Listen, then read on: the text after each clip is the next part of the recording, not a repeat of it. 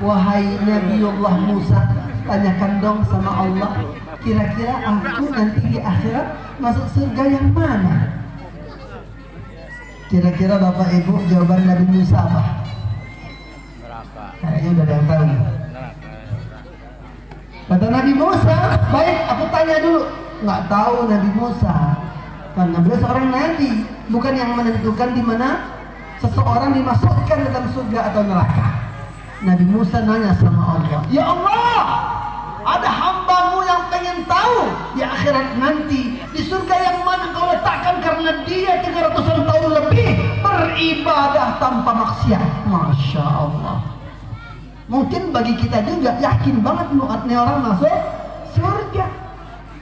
Lalu Allah bilang kepada Nabi Musa, wahai Nabi Musa, sesungguhnya aku telah menetapkan dan akan kumasukkan dia ke dalam neraka jahanam paling dasar. Katakan kepada dia, dia tempatnya di dalam neraka jahanam. Ya Allah, ya otomatis nih auto bingung, kata anak zaman sekarang. Auto bingung Pak. Orang-orang tua yang bingung, auto bingung apaan nih? Ya bingung otomatis. Nabi Musa mau nyampein kasihan berita buruk ahli neraka, nggak disampein, dia yang nanya. Betul? Kan dia nanya. Ya sudahlah, karena dia yang nanya mesti dijawab. Akhirnya dia nanya lagi, wahai Nabi Musa, udah tanya sama Allah, sudah, di mana aku di akhirat nanti, di surga yang mana Allah masukkan? Wahai hamba Allah, ternyata Allah bilang kamu masuk neraka jahanam. Ya Allah, langsung dia sedih Bapak Ibu, sedih wajahnya, murung mukanya. Lalu dia berpikir, aku ahli neraka, ibadah 300-an tahun, umur panjang ibadah terus, nggak pernah maksiat, ahli neraka.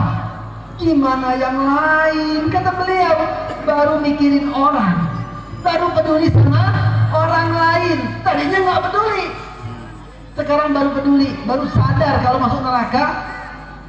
Orang yang ibadah bagus, nggak pernah maksiat aja bisa masuk neraka. Kepikiran dia, gimana yang lain banyak maksiat, ibadah malas-malasan, bahkan sering meninggalkan ibadah. Di mana tempat mereka nanti di akhirat? Ya Allah, sedih dia. Wahai Nabi Musa, nemuin Nabi Musa lagi. Tolong, aku kasih pesan, minta sampaikan pesanku kepada Allah. Kalau memang Allah telah menetapkan aku ahli neraka, sedih beliau. Ya sudahlah, aku ridho kalau itu ketetapan Allah.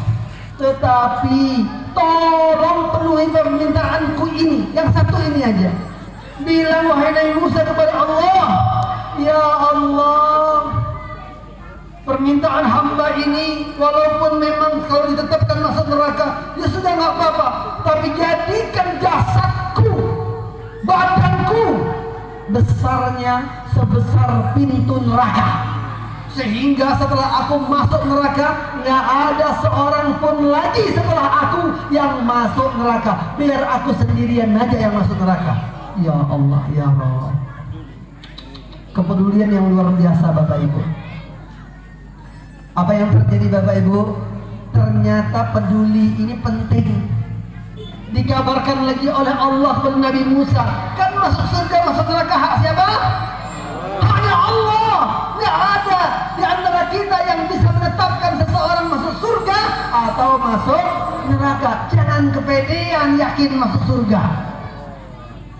Ada sih memang satu kelompok yang kita doakan saja, mudah-mudahan dapat hidayah, amin ya rabbal alamin.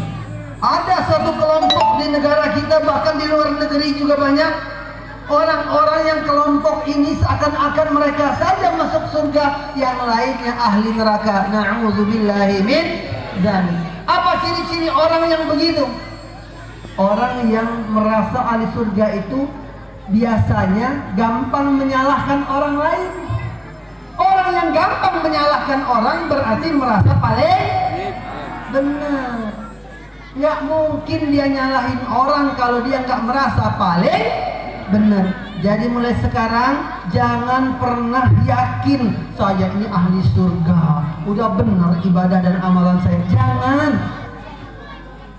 Lihatlah hamba Allah tadi, ternyata gara-gara dia peduli sama orang lain, dia mulai ingin menyelamatkan orang, dia mulai memikirkan orang ibadah apa enggak, dia mau ngajak orang ibadah, dia mau ngasih tahu, wahai hamba Allah, ibadahlah kamu, aku aja beribadah ratusan tahun, nggak pernah maksiat dari ahli neraka, kata Nabi Musa.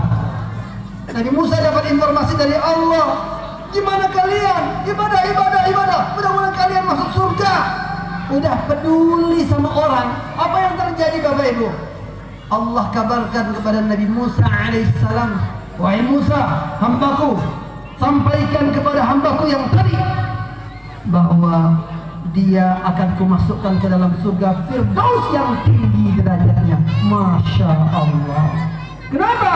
Karena dia peduli kepada orang lain.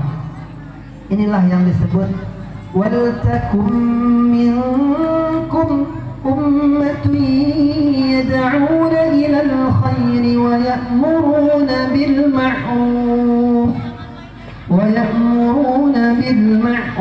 وَيَنْهَوْنَ عَنِ الْمُنْكَرِ وَأُولَٰئِكَ